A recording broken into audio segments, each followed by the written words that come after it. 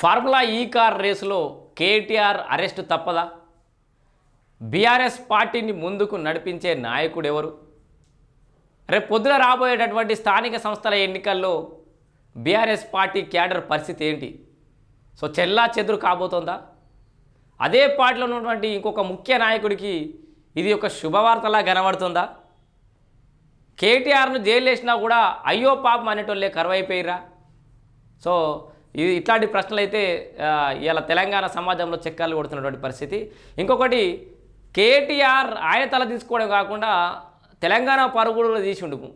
తెలంగాణ రాష్ట్రం ఏర్పడ్డ తర్వాత ప్రాసిక్యూషన్ ఎదుర్కొంటున్నటువంటి మొట్టమొదటి మాజీ మంత్రి కేటీఆర్. అంత దారుణమైన పరిస్థితి అయితే ఎదుర్కొంటుండు. కేటీఆర్ ప్రాసిక్యూషన్కు గవర్నర్ అనుమతి, ఫార్ములా ఈ కార్ రేస్ కేసులో పర్మిషన్, ఐఏఎస్ అరవింద్ కుమార్ విషయంలో డిఓపిడికి లేక త్వరలో ఛార్జ్షీట్ దాఖలు చేయనున్న ఏసీబీ, అరెస్టే తరువాయి అంటూ సోషల్ మీడియాలో ప్రచారం అయితే కొనసాగుతోంది. అయితే ఇదే విషయంపై బీఆర్ఎస్లో గుబులైతే ఏర్పడుతుంది. ఓవైపు ఓటమి, మరోవైపు కేసులు. ఫార్ములా ఈ కార్ రేస్ కేసులో కేటీఆర్ అరెస్ట్ తప్పదా అని కేడరారా? స్థానిక సంస్థల ఎన్నికల్లో పార్టీ నడిపించేది ఎవరని అంతర్మదనం. సో అరెస్టుపై ప్రచారం అయితే కొనసాగుతోంది. ఇప్పటికే పలుమార్లు విచారణ కూడా చేసిరు కేటీఆర్ని. 54.88 కోట్ల దారి మళ్లింపైన ఆరోపణలు చేసిన కంపెనీ నాటి ప్రభుత్వ నిధులు మళ్లించడంతో అందుకు బదులుగా ఆ కంపెనీ బీఆర్ఎస్ పార్టీకి విరాళాల రూపంలో కోట్లు అందించింది.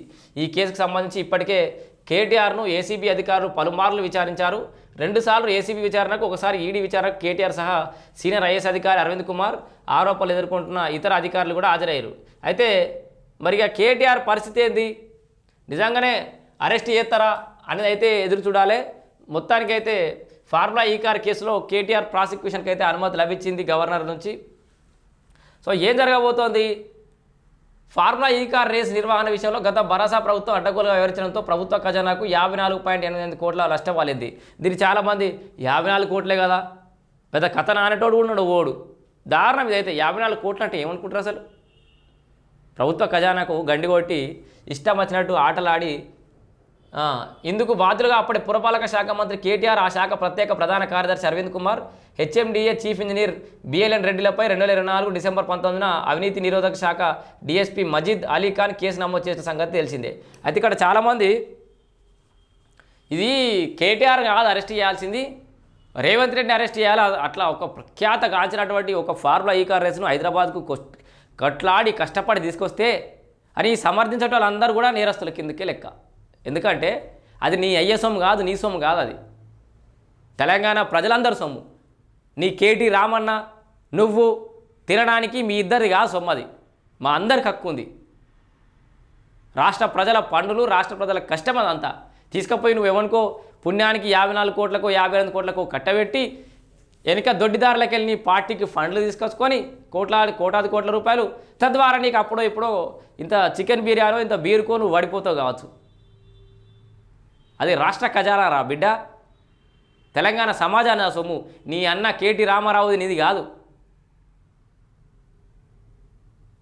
మొత్తం ఎలివేషన్లు ఇస్తుడు. ఇంకా అరే ఎట్లా పోయింది మరి?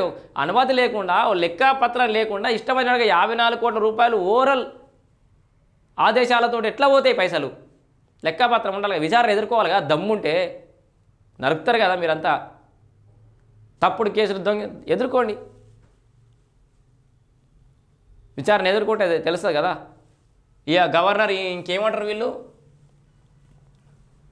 అయ్యో రేవంత్ ఆదేశించాడట, గవర్నర్ పాటించాడట. గట్ల రేవంత్ ఆదేశిస్తే గవర్నర్ పాటించుంటే బిజీ రిజర్వ్ల గురించి ఆదేశిస్తుండే. భారతీయ జనతా పార్టీలు ఇప్పటికే లేట్ చేస్తారు ఇంకా మీ విషయంలో. వాళ్ళు ఇంకా డిలే చేస్తూ ఉన్నారు. కాళేశ్వరం అయితేనేమి ఆ ఏసీబీ కప్పే పూరి, మొత్తం సిబిఐ కప్పే పూరి, మేము చూసుకుంటాం, వారం రోజులలో విచారణ చేస్తామని అన్నాడు మీ ఎవరు ఆయన బీజేపీ కిషన్ రెడ్డి, బండి సంజయ్ వాళ్ళంతా. లేఖ రాత్రి ఇంతవరకు కూడా దిక్కులేదు. మిమ్మల్ని కాపాడుతుంది భారతీయ జనతా పార్టీ ఒక రకంగా చెప్పాలంటే. ఇగో ఇదంతా కాంగ్రెస్ బీజేపీ కుట్ర అని బీఆర్ఎస్ అని అంటుంది. కాంగ్రెస్ సర్కారు కక్ష సాధింపులకు పోదు, చట్ట ప్రకారం విచారణ అని వైఎస్ గౌడ్ అంటుండు. సో మరి ఏది ఏమైనా కేటీఆర్ అరెస్ట్ తప్పదా అంటే తప్పదని నేను అంటున్నా. తెలంగాణ సమాజం కూడా అదే కోరుకుంటుంది. ఏం కాదు, లోపల వేసేసేయరు. తప్పు చేస్తే మొత్తం విచారణ చేయరి, లోపలేస్తే అయ్యో పాప అనేటోళ్ళు లేరు. అయ్యో సెంటిమెంట్ తోటి ఇప్పటిదాకా చరిత్రలో జైలు వేలు వచ్చిన వాళ్ళు అందరు సీఎం అయ్యారు అని ఒక అంటారు కదా. ఆ సెంటిమెంట్లు ఆల్రెడీ బీఆర్ఎస్కున్న గొప్ప గుణమే ఆ సెంటిమెంట్లు బ్రేక్ చేసుకోవడం. ప్రతి జాగాలో సెంటిమెంట్ రాజకీయాలతో గెలుస్తాం అని చేతులు కాల్చుకోరు చాలాసార్లు. బీఆర్ఎస్ విషయంలో అట్లాంటిది ఏం కాదు. కేటీఆర్ కానీ హరీష్ రావు కానీ ఇంకెవరు కానీ అవినీతి చేసిన వాళ్ళు లోపడేస్తే అయ్యో పాపం అనేటోడు తెలంగాణ సమాజంలో లేరు, తక్కువైపోయారు. మీరు వాళ్ళు తప్పు చేస్తే నిర్దాక్షిణ్యంగా చర్యలు తీసుకోవాలని ప్రభుత్వానికి దర్యాప్తు సంస్థలకు నేను కోరుతున్నా. మా ప్రజల సొమ్ము తింటే ఎవరిని విడిచిపెట్టద్దు. ఇప్పుడు అధికార పార్టీలు ఎవరైనా ఉన్నా కూడా విడిచిపెట్టద్దు. మా సొమ్ము అది, మా కష్టం అది.